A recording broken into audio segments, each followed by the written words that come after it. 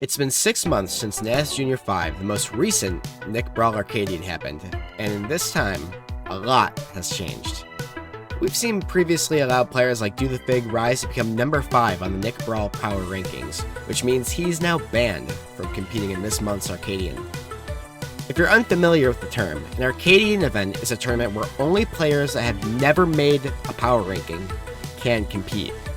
Speaking of winning a bracket, who do I expect to come out on top this time for NASB JR 6?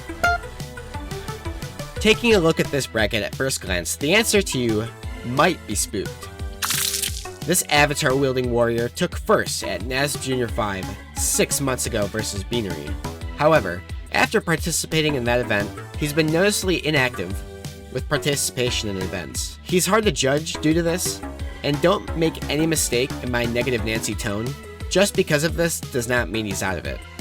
Spooked in the last 4 Arcadians he's entered has placed no worse than 4th, and he won the most recent NASB JR. So we'll have to see if he can do it once again in what could be the final NASB 1 Arcadian.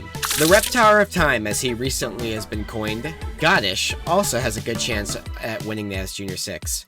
While inconsistent in open PR brackets, Goddish has placed highly in recent NASB JRs. With a peak placement of 3rd at the last NASB JR, NASB JR 5, Goddish only lost to Beanery and Spooked, and depending on his bracket path, Goddish could make a break for it and end up doing extremely well at this event once again. While both of these players are threats in their own right, there's one Italian named player who plays lasagna-loving cat that we need to talk about. Pasta, who has placed well at NASB JRs he's entered, with a peak placement of 2nd to Hypercrasher in what can only be described as the longest set in Nick Brawl history, has a great shot at winning NASB JR 6. Of the players mentioned, Pasta might not have the highest highs, but he is one of the most consistent.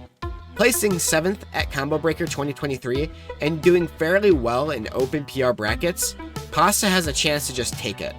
If you like to bet, it's up to you who to put it on. If it was my money, I'd put it on any of these 3, because each of them can win the whole thing. For now though, we'll just have to wait and see who will be crowned the champion of NASB JR 6 on July 31st. If you enjoyed this type of content, be sure to give it a like.